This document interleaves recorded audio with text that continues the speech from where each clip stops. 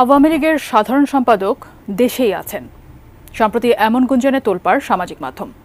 তবে এবার ওবায়দুল কাদেরের ব্যবহৃত সিমের লোকেশন ও কল লিস্ট ভাইরাল হয়েছে, যেখানে তার ফোনের লোকেশন গত এক সপ্তাহে দেশের বিভিন্ন স্থানে পাওয়া গেছে। তবে কি দেশেই আছেন ওবায়দুল কাদের? বিস্তারিত জানাচ্ছেন আরিফ হাসান। পালাবো না, প্রয়োজনে ফখরুল সাহেবের বাসায় গিয়ে উঠবো। কি জায়গা দেবেন? না হলে ঠাকুরগাঁয়ের বাড়ি আছে না, ওই বাড়িতে গিয়ে উঠবো। ঠিক আছে, বড় জ্বালা জ্বালা। আওয়ামী লীগের অন্যতম প্রভাবশালী নেতা ওবায়দুল কাদের গত ৫ আগস্টের পর থেকেই রয়েছেন অন্তরালে।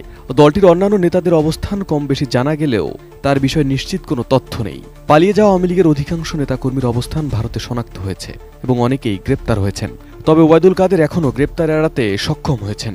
তার বর্তমান অবস্থান সম্পর্কে স্পষ্ট কোনো তথ্য পাওয়া না গেলেও ভারতে অবস্থানকারী অনেকে জানিয়েছেন তিনি ভারতে যাননি। টপার ননস্টিক কুকওয়্যারে 5 স্তরের ইউরোপিয়ান স্ট্যান্ডার্ড কোটিং থাকায় খাবার লেগে যায় না।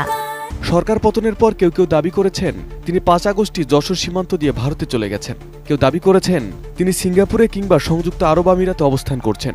আবার কিছু সূত্র বলছে তিনি গণঅভ্যুত্থানের পরও 3 মাস 5 দিন দেশেই ছিলেন। সেই সাথে তার মারা যাওয়ার গুঞ্জনও ছড়িয়েছিল সামাজিক মাধ্যমে। নানা গুঞ্জনের মাঝে এবার খবর ছড়িয়েছে দেশেই আছেন আওয়ামী লীগের প্রভাবশালী এই নেতা।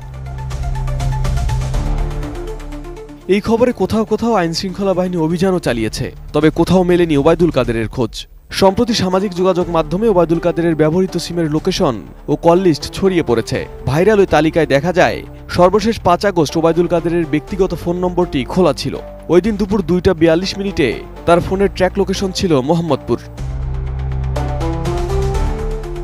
ওই তথ্য অনুযায়ী রাজধানীর মোহাম্মদপুরের স্যার সৈয়দ রোড 47/2/6-এ সর্বশেষ অবস্থান পাওয়া যায় ওবায়দুল কাদেরের।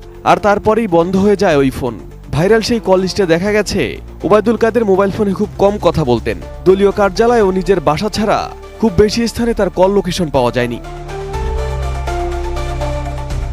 সম্প্রতি ওবায়দুল কাদেরের এনআইডি কার্ড দিয়ে খোলা একটি নাম্বারের লোকেশন আবারও সামাজিক মাধ্যমে ছড়িয়েছে। টেকনো কোম্পানির স্পার্ক 10 প্রো ফোনে 3 তারিখ ওই নাম্বারের লাইভ লোকেশন দেখিয়েছে লালমনিরহাট সদরের বনগ্রাম আনন্দবাজার। সামাজিক মাধ্যমে দাবি করা হয় গত এক সপ্তাহে তার 2টা ফোন 2 জায়গায় অ্যাক্টিভ পাওয়া গেছে, একটা কাপ্তান বাজার আর একটা লালমনিরহাট। তবে ফোনের লোকেশন জানা গেলেও ওবায়দুল কাদের আদৌ দেশে আছেন নাকি দেশ ছেড়েছেন সেটি নিশ্চিত হওয়া যায়নি। তবে দাবি করা হচ্ছে ফোনটা ফরেনসিক করতে পারলে অনেক তথ্য বের হয়ে আসবে।